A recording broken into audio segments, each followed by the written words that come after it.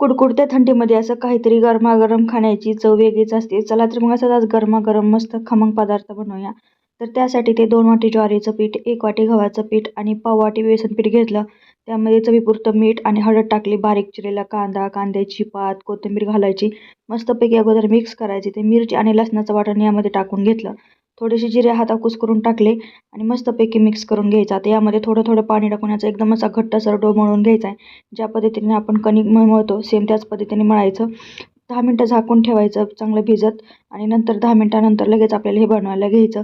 एक पोळपाट घेतला, त्यावर एक कपडा अंथरून घेतला, त्याला थोडंसं खाली पाणी लावलं. मळलेल्या पिठाचा गोळा घेऊन त्याला असं छानपैकी थापून घेतलं आणि मस्त मध्ये छेद करून घेतले. मस्तपैकी गरम तव्यावर आपल्याला हे टाकून घ्यायचं. दोन्ही बाजूने तूप टाकून घ्यायचं आणि छान दोन्ही बाजूने चांगलं असं खरपूस होईपर्यंत भाजून घ्यायचं. बघा किती मस्त असं खमंग खुसखुशीत आपले थालीपीठ किंवा धपाटे बनवून तयार आहे. दह्याबरोबर खाण्यासाठी खरंच खूप छान लागतात. या थंडीमध्ये एकदा नक्कीच बनवून